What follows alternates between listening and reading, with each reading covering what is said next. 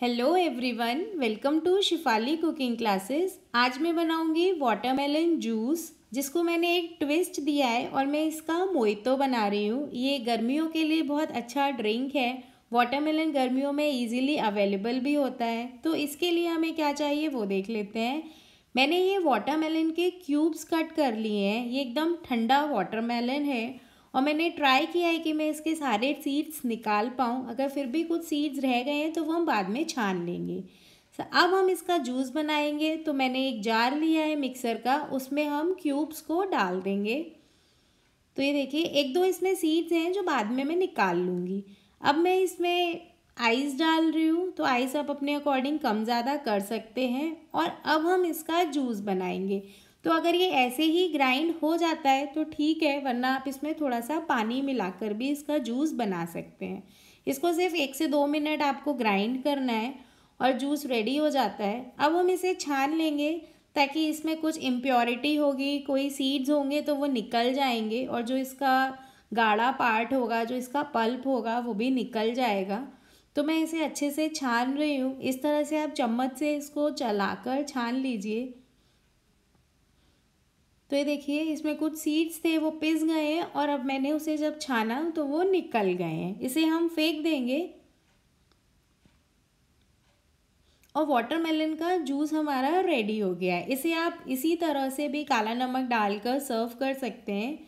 और मैंने क्योंकि यहाँ एक ट्विस्ट देके मोइतो बनाया है, तो मुझे उसके लिए लेमन चाहिए। ये देखिए, जूस एकदम तैयार है और अब मैं मोइतो की तैयारी करूँगी।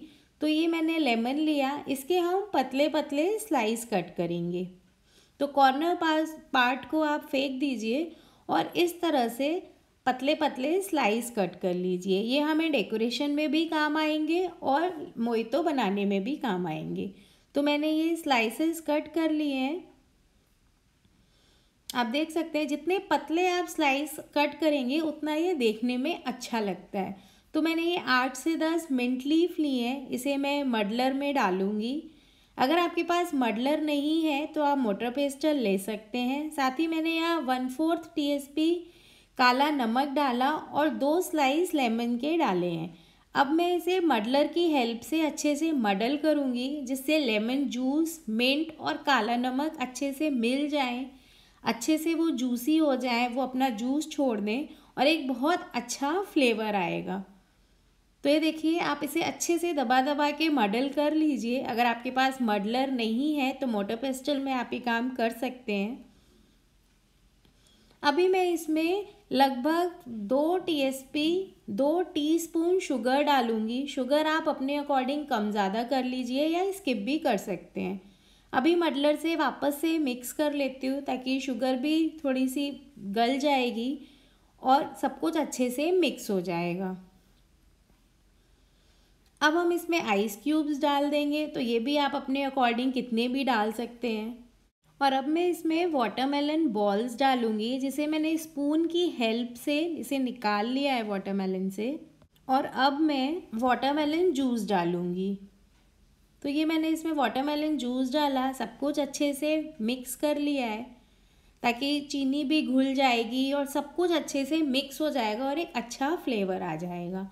अब एक लेमन स्लाइस लीजिए और इसको साइड से डाल दीजिए, तो ये बहुत अच्छा लुक देती है। एक और लेमन स्लाइस को हल्का सा इस तरह से कट करिए और इसको ग्लास के साइड से लगा दीजिए। ये जस्ट डेकोरेशन के लिए मैंने लगाया है। ये मिंट लीफ है, जिसे भी मैं गार्निशिंग के लिए लगा रही हूँ। तो ये ऊपर से मिंट लीफ रख दीजिए, एक स्ट्रॉ रख दीजिए और देखिए कितना फैंसी सा अच्छा सा वाटरमेलन ड्रिंक हमारा तैयार हुआ है। अगर आपको मेरे रेसिपीज़ पसंद आ रहे हैं, मेरा वीडियो पसंद आ रहा है, तो वीडियो को लाइक कीजिए, चैनल को सब्सक्राइब कीजिए। See you in the next recipe. Bye.